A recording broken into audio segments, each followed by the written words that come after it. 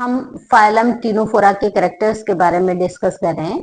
तो सीलेंटेट और टिनोफोरा में थोड़ा सा यहाँ पर एक डिफरेंस, जो कि मोस्ट इम्पोर्टेंट डिफरेंस है। देखिए, जो सीलेंटेट है, मैंने आपको वहां पर बताया था कि सीलेंटेट में एसेक्सुअल फॉर्म और सेक्सुअल फॉर्म दोनों ही प्रेजेंट होती हैं।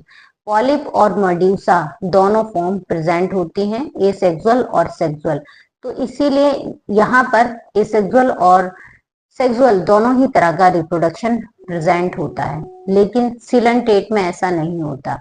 सीलेंटेट में नहीं होता, कॉम जेलीज में ऐसा नहीं होता है। क्यों नहीं होता है? क्योंकि यहाँ पर केवल और केवल सेक्सुअल फॉर्म ही प्रेजेंट होती है, पॉलीफॉर्म ही प्रेजेंट होती है यहाँ। इसीलिए एसेक्सुअल रिप्रोडक्शन भी एब्सेंट होता है। केवल सेक्सुअल टाइप का ही रिप्रोडक्शन टिनोफोरा के इंडिविजुअल्स में पाया जाता है। तो ये याद रखिएगा, ठीक। अब यहाँ पर देखिए, जो प्लूरोब्रैकिया है जिसको मैंने बताया था, तो यहाँ टेंटाकल्स होते हैं, लेकिन टेंटाकल्स पर नीडोब्लास्ट नहीं होते। टेंटाकल्स पर नीडोब्लास्ट नहीं होते। नीडोब्लास्ट किसका करेक्टर है भाई? सीलेंटेट का। सीलेंटेट का।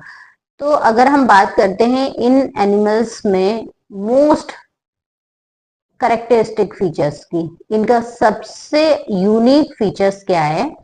सीलेंट्रेट के बाद जो टिनोफोरा है, टिनोफोरा का भी यूनिक फीचर्स है कि ये बायोलुमिनेसेंस होते हैं। क्या होते हैं भाई? बायोलुमिनेसेंस होते हैं। दे ग्लो ड्यूरिंग नाइट। नाइट में ये ग्लो करते हैं, बायोलुमिनेसेंस होते हैं। कभी कभी आपने देखा होगा कि कुछ इंसेक्ट जिनके पीछे मतलब उजाला सा जैसे ऐसे लगता है कि वो रात में ट्यूबलाइट लेकर घूम रहे हैं, या आपने कभी वीडियोस में देखा होगा कि कुछ समुद्र में कुछ जो एनिमल को दिखाया जाता है तो उनके पीछे कुछ ट्यूबलाइट होती है, वो एक्चुअल में टिनोफोरा के इंडिविजुअल्स हैं। और ये बायोलुमिनेसेंस का जो करेक्टर है, ये टिनोफोरा से ही है, ठीक।